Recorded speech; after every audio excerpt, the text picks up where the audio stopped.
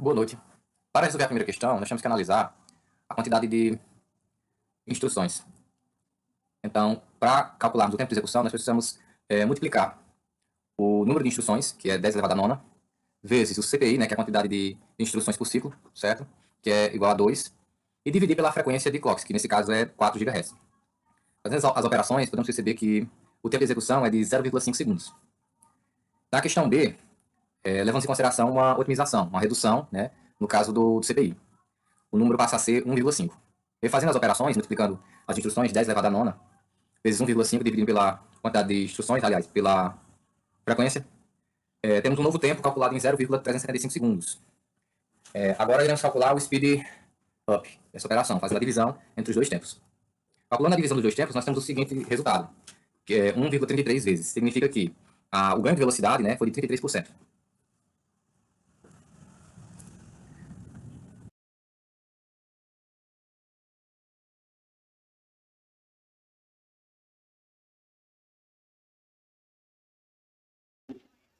Conforme a bibliografia estabelecida, a forma mais confiável de encontrar o desempenho de uma CPU é através do tempo. Patterson e Hennessy estabelecem duas fórmulas para encontrar o tempo de execução de uma CPU. Elas se baseiam no contador de instruções, no ciclo de clock médio por instrução e na taxa da CPU. A taxa da CPU permanece no denominador pela mesma ideia de que o tempo é o inverso da frequência. Com os dados extraídos do texto, podemos agora manipulá-los. Uma das manipulações a serem feitas é justamente a readaptação de gigahertz para o prefixo do Sistema Internacional de Medidas, sendo giga 10 elevado a 9 nesse mesmo sistema. Justamente por isso que 1,2 multiplica 10 elevado a 9. Com as devidas substituições, percebemos que o contador de instruções é o termo algébrico, o termo que queremos descobrir. Além disso, percebemos que o CI, ou seja, o contador de instruções, é o produto entre o tempo e a taxa de clock do computador. Ao substituir todos os termos e efetuar as manipulações, chegamos à conclusão de que o contador de instruções de A é exatamente igual a 16 vezes 10 elevado a 9, ou 16 bilhões de instruções que foram executadas pela CPU A. O mesmo acontece na CPU B, que executou em 25 segundos, num clock de 1.0 GHz com CPI de 2.0. Com as substituições, chegamos à conclusão de que o computador B executou 12,5 vezes 10 elevado a 9 instruções, ou 12 bilhões e 500 milhões de instruções. Para corroborar com a ideia que eu trouxe anteriormente, retirei um trecho do livro, o qual declara que o tempo de execução é a única medida válida e incontestável do desempenho.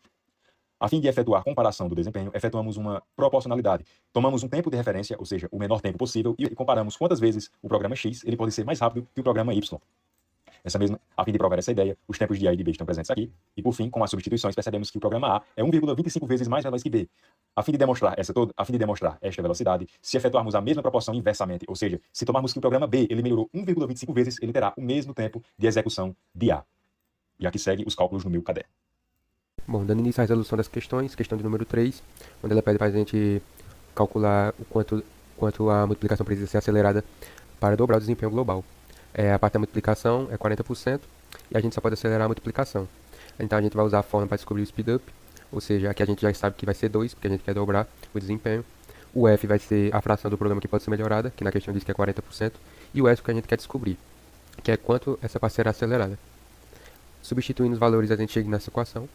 Aqui a gente faz uma inversão, onde esse valor vem para cá e esse para cá, aí a gente vai ficar com 1/2, ou seja, 0,5. A gente consegue isolar o S.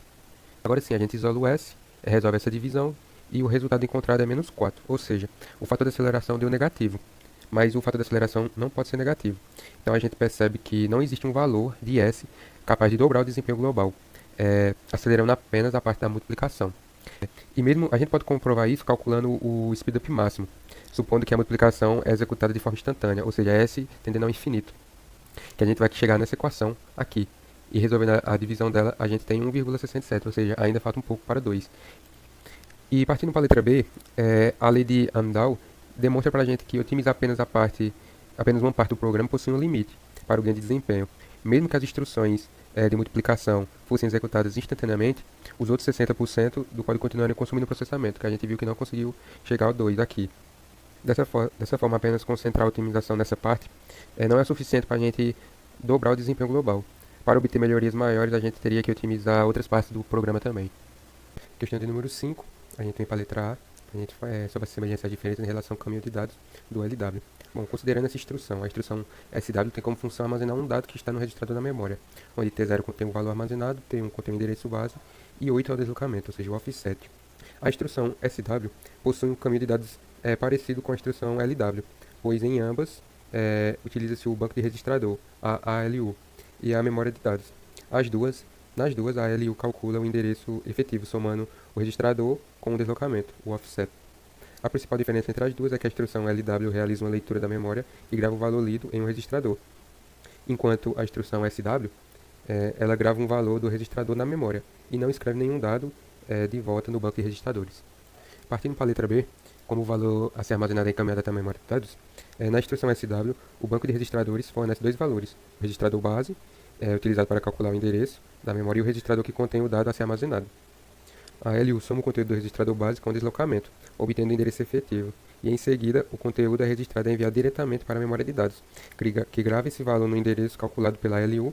Como se trata de uma operação escrita, nenhum dado retorna para o.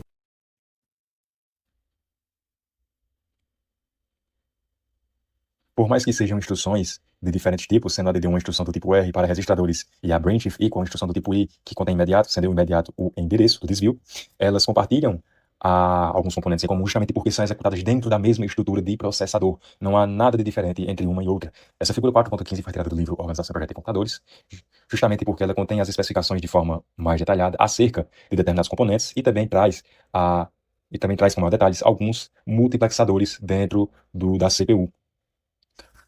Os componentes compartilhados em comum entre essas duas instruções são justamente o program counter, que vai indicar qual instrução o computador está executando no momento, o program counter mais 4, que vai indicar, no caso de uma próxima instrução, no caso de não haver desvio, a memória de instruções, indicando quais operações serão realizadas, o banco de registradores, que vai indicar quais registradores serão trabalhados na acrescentação, quais registradores serão lidos, a LU principal, que vai trabalhar com as operações, no caso de um ADD, vai efetuar a soma entre esses registradores, e no caso de um branch if equal, vai efetuar a subtração entre eles, e, além disso, há também o controle da LU, que vai indicar se aquela operação é uma operação do tipo R ou uma operação do tipo I, com base no multiplexador ALU-OP, que vai passar ali, com base no funct, as instruções, as quais o controle da LU deve seguir, e, posteriormente, deve controlar a LU. Há também o PCSCR, que é justamente o Program Counter Source, que vai indicar se naquela instrução há um desvio ou não, se a instrução pode seguir normalmente para a próxima instrução ou se há um desvio para algum endereço em específico. É visível um pequeno trecho do livro Sistemas Digitais e Fundamentos e Aplicações, que define, com breves palavras, o que é um multiplexador. O multiplexador é justamente um circuito combinacional que recebe várias entradas de dados e retorna apenas alguma ou uma única linha de saída. Logo, nessa situação, os multiplexadores aqui presentes vão trabalhar selecionando os dados que realmente fazem sentido para aquela instrução, os dados que são importantes para a execução daquela instrução. No caso da LU-OP, vai indicar como o controle da LU deve executar aquela operação, como ele deve controlar a LU também, qual tipo de operação ele vai realizar. No caso do PC Source, vai indicar ali se a instrução é um desvio de instrução ou se pode seguir em frente normalmente. O regDST, que ele indicará se aquilo é uma operação do tipo R, ou então, se não é uma operação do tipo R, como prosseguir com aquele endereço. Então, os multiplexadores vão trabalhar gerindo quais dados devem ser passados adiante e como eles devem ser tratados, a fim de executar a instrução com clareza. Vamos agora para a questão 7. A questão 7 é uma questão de MIPS, né? A primeira pergunta é a seguinte: em um MIPS sem pipeline, há conflito de dados? A resposta é não, né? Que se ele não é pipeline, ele vai executar uma instrução por ciclo. Então, não vai haver possibilidade de processo paralelo e, com isso, não vai haver conflito, né? Só que no caso de um MIPS pipeline, a gente vai observar a seguinte situação, né? Eu tenho duas instruções com dependência de dados. Eu vou mostrar isso nesse código MIPS aqui. Então, esse código, ele adiciona dois números, T1 e T2, e armazena em T0. E aí, podemos perceber que na próxima linha, ele utiliza o T0 para uma subtração para armazenar em T3. Então, aí, o que eu posso fazer, né? Eu não posso executar em paralelo essas duas instruções, porque uma depende da outra. Então, nós precisamos criar estratégias para solucionar esse problema. Então, a primeira estratégia encontrada é a utilização do comando NOP, né? Que ele faz o seguinte: ele faz com que o MIPS ele gaste um ciclo para dar tempo de a instrução anterior ser executada. E na questão temos outra opção que é o schedule, né? O schedule ele faz o seguinte: ele é um comando que fica entre as duas instruções, que é executado, mas não está relacionado com as duas instruções anteriores. Ele fica entre uma e a outra, fazendo com que dê tempo do processo da linha anterior ser executado completamente para que a linha posterior ela possa entrar, né, ser executada. E aí, nesse caso, com esse scheduling, eu consigo, quando eu executar o sub, já ter o valor de T0 para ser subtraído. Pronto, aqui agora nós temos a questão 8, né? É do MIPS 1 do ciclo. Ele pede para a gente desenhar uma tabela, né, contendo as instruções, e essa tabela de controle está aqui logo abaixo. Vamos lá, né? Então, tem aqui o ADD e o SUB, né, que são dois registradores de entrada, que realizam operações na ULA e gravam o resultado de um registrador. O LW, né? O LW, Load Word, e o SW. Começando pelo LW, seria o seguinte: ele calcula o endereço de memória, lê o dado e armazena esse endereço. E o SW, ele calcula o endereço da memória e grava nela o conteúdo do registrador. Essa tabela, na realidade, ela mostra os sinais que precisam ser ativados e desativados para cada instrução. Esses valores aqui com X, eles são os don't care, né? Que eles são valores que não serão considerados. Então, essa unidade de controle, ela coordena todo o funcionamento do processo durante a execução de cada instrução aqui listada.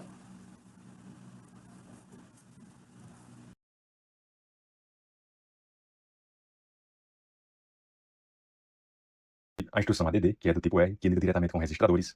De forma conceitual, o seu opcode é um opcode tipo R. O primeiro registrador é T1, o segundo registrador é T2 e o terceiro registrador, o registrador destino, é T0, aquele que vai receber o resultado dessa soma. E a function é o ADD. A fim de oferecer mais detalhes, as implementações em RISC-V e MIPS diferem um pouco, principalmente na questão da localização dos registradores, com alguns registradores temporários T1, T2 e T0 diferindo em posições entre as devidas linguagens.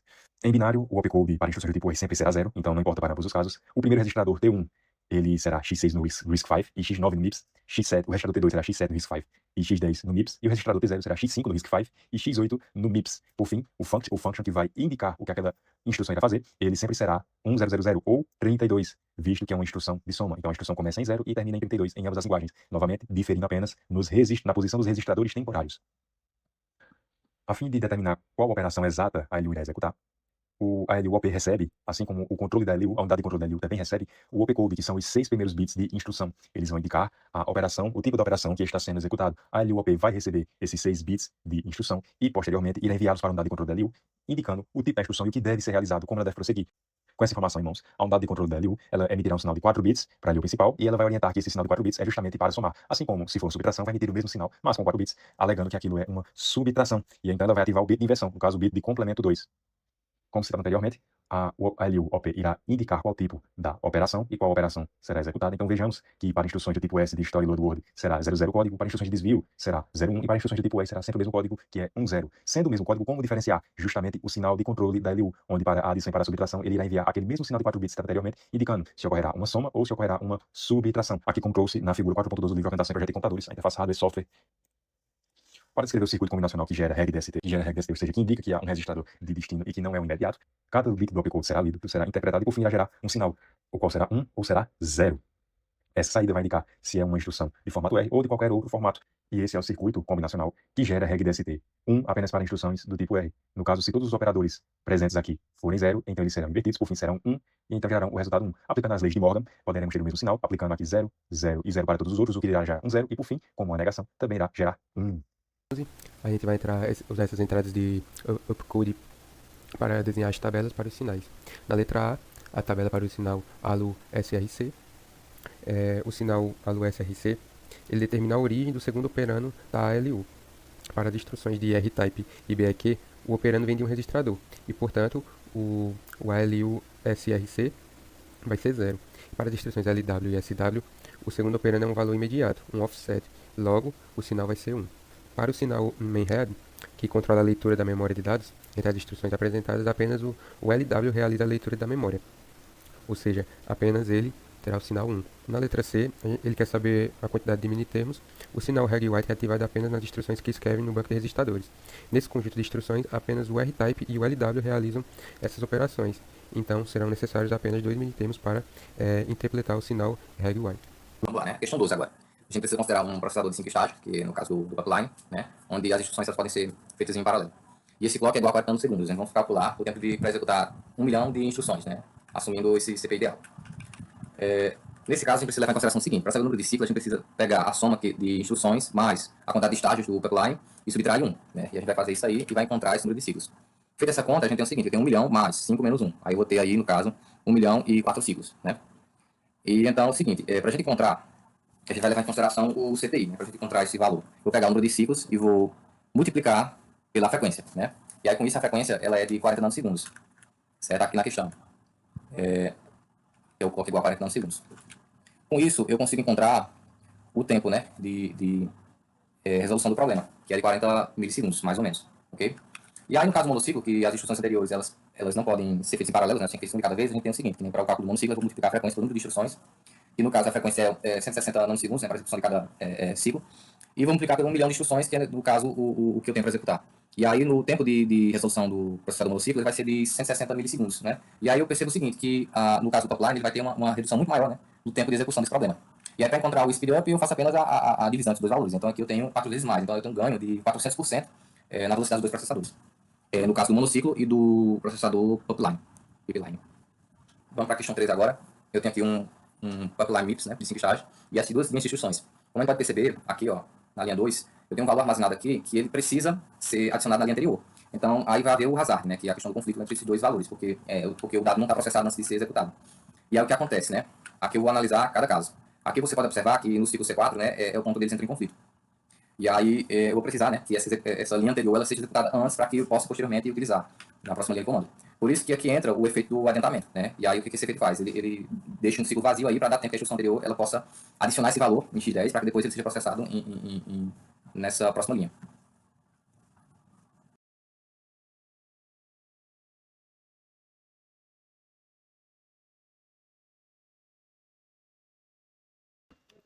Para calcular o tempo de um processador com pipeline, a fórmula é igual ao número de instruções mais o número de estágios menos 1, tudo isso multiplicado pelo tempo de um ciclo. Com as devidas substituições, chegamos à conclusão de que o tempo com pipeline é equivalente a 5 milissegundos, aproximadamente 5 milissegundos.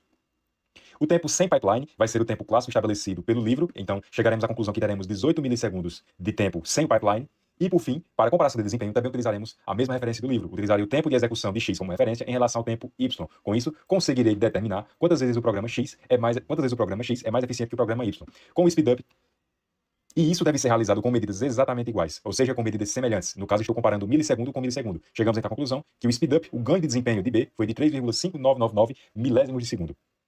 Para determinar o novo speedup, precisamos recalcular o CPI efetivo para 1.1. Então, efetuamos somente a troca do CPI efetivo, permanecendo com o mesmo tempo de clock para o ciclo e permanecendo com as mesmas medidas. Então, chegamos a 5.5 milissegundos. Por fim, podemos recalcular o novo speedup com base no tempo anterior e com base no tempo de referência, que será 5.5 milissegundos. Dado isso, o nosso novo speedup, o nosso novo ganho de desempenho será de 3,27 nanosegundos. Número 15. Em um processador com pipeline, várias instruções são executadas simultaneamente em diferentes fases. E quando o processador encontra uma instrução com desvio condicional, como aqui nesse exemplo o BAQ, ele precisa verificar se essa condição do desvio é verdadeira ou falsa e calcular o endereço de destino. Essa decisão normalmente é tomada apenas no estágio de execução. Enquanto essa decisão não é conhecida, o processador ele não sabe qual será a próxima instrução que deve ser buscada. Caso ele continue buscando as instruções sequenciais e o desvio seja realizado, essas instruções deverão ser descartadas. Então esse problema é chamado de hazard de controle, ou hazard de desvio, gerando ciclos de desperdício conhecido como steals. Nesse exemplo, se o conteúdo de x1 for igual ao de x2, o processador deverá desviar para o label. Mas as instruções de add e sub já terão entrado no pipeline. Como elas não deveriam ser executadas, serão descartadas, causando desperdícios de ciclos de clock. Quando a gente vem para a predição estática e a predição dinâmica, a estática ela utiliza sempre uma regra fixa para manter o resultado de um desvio, como assumir que sempre será realizado ou nunca será realizado. Essa técnica é simples e possui um baixo custo de implementação. Entretanto, quando a previsão está incorreta, o pipeline ele precisa ser limpo, e aí vai aumentando a quantidade de steals e elevando o CPI em relação ao valor ideal de 1. Já a predição dinâmica, ela utiliza o histórico das execuções para prever o comportamento dos desvios. O processador registra essas informações em estruturas de hardware, como tabelas de históricos de desvios, permitindo realizar previsões mais precisas. Como consequência, ocorrem menos erros de previsão, e assim reduzindo a quantidade de steals e mantendo o CPI mais próximo do valor ideal. Questão de número 16, vamos falar sobre localidade espacial e temporal. Bom, a localidade temporal é um princípio segundo o qual um dado ou uma instrução acessada recentemente tem uma grande probabilidade de ser acessado novamente em um curto intervalo de tempo. Isso significa que o processador tende a reutilizar informações que já foram utilizadas anteriormente. Um exemplo de localidade temporal é uma variável utilizada dentro de um laço de repetição. Nesse exemplo, a variável soma é acessada durante todas as interações do laço. Como ela é utilizada diversas vezes em um curto período de tempo, esse código apresenta uma boa localidade temporal. Já a localidade espacial é quando ao acessar uma determinada posição da memória, existe uma grande probabilidade que as próximas posições também sejam acessadas em seguida. Isso ocorre porque muitos programas percorrem dados armazenados de forma sequencial. E um exemplo é o acesso a elementos de um vetor. Nesse exemplo, os elementos de vetor são armazenados em posições consecutivas da memória. Ao acessar o vetor 0, é muito provável que o programa acesse em seguida o vetor 1, o vetor 2, o vetor 3 e assim sucessivamente. E como esses dois conceitos motivam o uso do cachê? Bom, a memória cachê foi desenvolvida para aproveitar os princípios da localidade temporal e da espacial. Quando um dado é acessado pela primeira vez, ele é copiado da memória principal para o cachê. Se o mesmo dado for utilizado novamente em pouco tempo, ou seja, na localidade temporal, ele poderá ser obtido diretamente do cachê, tornando o acesso muito mais rápido. Além disso, o cachê não armazena apenas dados solicitados. Ele também armazena blocos de memória contendo posições vizinhas. Assim, caso o programa acesse endereços próximos, como mostrado aqui na localidade espacial, esses dados já estarão disponíveis no cachê, reduzindo o número de acessos à memória principal. E dessa forma, a utilização da memória diminui muito o tempo médio de acesso à memória e melhora o desempenho do processador, aumentando a sua eficiência de execução nos programas. Para encerrar, a última questão de hierarquia de memória, questão 20, diz o seguinte: que eu tenho uma hierarquia de memória que possui um hit rate de cache 95%, ou seja, 95% da memória está armazenada no cache, a memória de processo, e o tempo de acesso a esse cache é de 1 nanosegundo. O tempo de acesso à memória principal, nesse caso do MIS, né, que é a memória RAM, é de 50 nanosegundos. Aí eu vou calcular o tempo médio de acesso a essa memória. Para calcular o tempo médio de acesso à memória, eu vou fazer o seguinte: eu vou pegar a porcentagem armazenada no hit rate, e aí eu multiplico pelo tempo, né, de acesso a essa memória, que é 1 nanosegundo. Depois eu vou somar a porcentagem que está armazenada no MIS, né, nesse caso é 5%, que é o que sobra, e eu multiplico esse valor por 50 nanosegundos, que é o tempo de acesso à memória principal. Fazendo esse cálculo, eu vou ter que esse tempo médio ele vai ser de 3,5 nanosegundos, ok? Aí o que acontece? Na questão B, a gente vai discutir, debater rapidamente, maneiras de reduzir esse tempo médio para esse processo, de forma que eu não mexa nesse hit rate diretamente, ok? Então eu posso fazer o seguinte: eu posso fazer um hit time. Eu vou criar caches menores, né? Aliás, eu vou fazer com que eu consiga acessar esses caches com uma velocidade maior. E aí vou ter um valor de segundos, não segundos menor para acessar essa memória. E outra forma é eu dividir esses caches em níveis, né? Onde cada nível ele pode ter uma quantidade de memória. E, por exemplo, o nível 1 ele vai ter uma quantidade mais baixa de memória, mas uma velocidade maior. O nível 2 tem uma mais velocidade, né? Eu vou esse MIS, né? Em memórias entes. A forma mais rápida da memória principal.